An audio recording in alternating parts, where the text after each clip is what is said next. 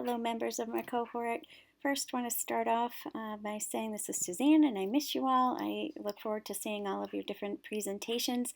Hope you, your family, loved ones are all doing well. The topic of my comprehensive project is the same topic as my dissertation, Marcia Baxter Magolda's theory of self-authorship. I'm really motivated by the theory of self-authorship from the perspective of having been a high school educator for 14 years. I went through a preparation program myself. I thought I was ready at the completion of my student teaching, and when I started to teach, it was like I needed to start all over again. And after having spent money in college and 5 years, that's a long time to wait. So in the profession now, I am committed to find ways that we can improve the transition from educator preparation into the field. And I think the trick is by integrating the theory of self-authorship into educator preparation. The theory of self-authorship is a part of, when we reach a development level where we have the internal capacity to define our own beliefs, our own identity, and social relations that ultimately support the decisions that we make in life. And how we make decisions really depends upon how we make meaning. Baxter Magolda tells us that in order to be self-authored, we actually need to be making meaning from 3 different dimensions, 3 different realities. Often, when we're, say, just entering college, or just entering a new job, or just entering, a doctoral program, we tend to be following formulas. In our own adult development, we reach a crossroads where we're questioning plans. We're wondering, why is it that you have to do a certain thing? What's the point? What is it that this is accomplishing? After that, you're becoming the author of your own life when you start to choose your own beliefs based upon the values that you identify in the context of external forces. You act in relationships to be true to yourself, those sorts of things. The internal foundation, that's after self-authorship, but the thing that's important to mention here is that we're always going through these stages. We're reverting back and forth because they're contextual. And that brings us to the first theme, the philosophical and pedagogical development.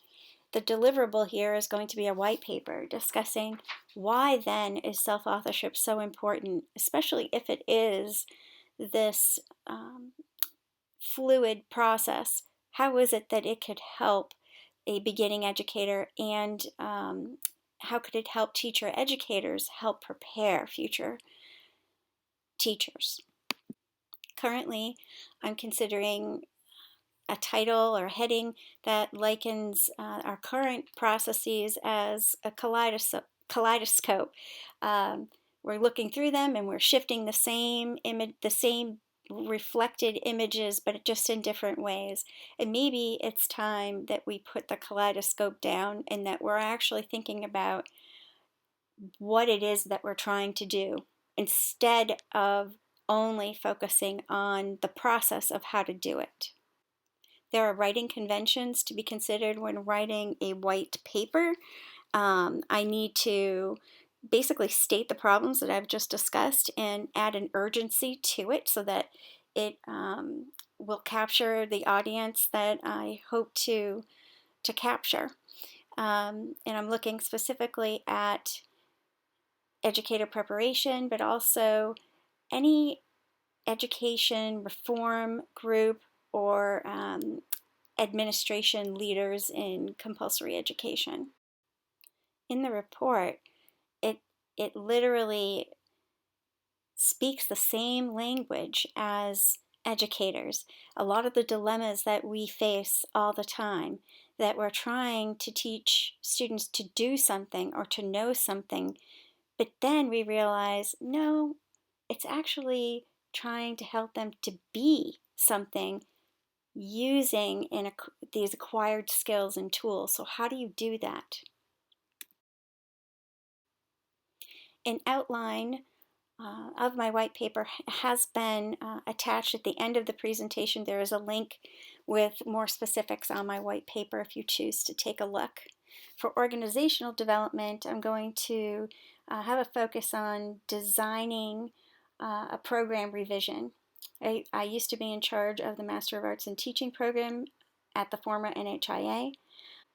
I'm using Wiggins and McTighe's Understanding by Design Advanced Concepts in Creating and Reviewing Units.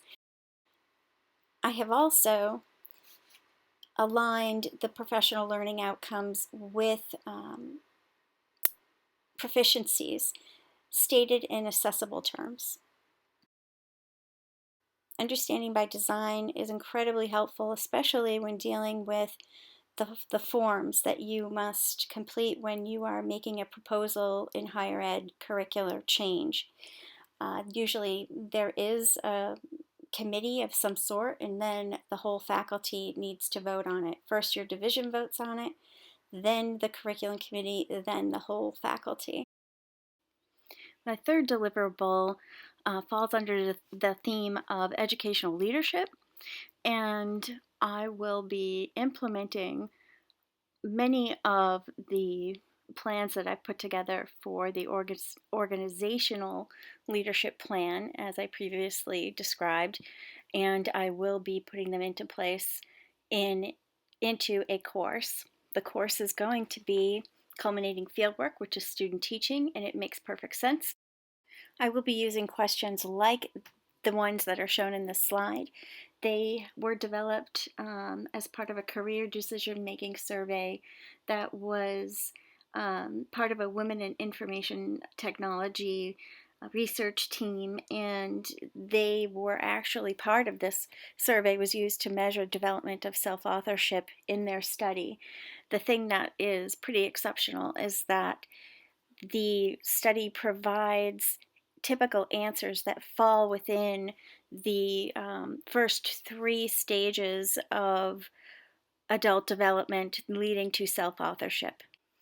If you would like to take a look at some of the work that I've accomplished, there are links at the end of this presentation, and I will provide those links by providing the actual PowerPoint presentation. Thank you very much.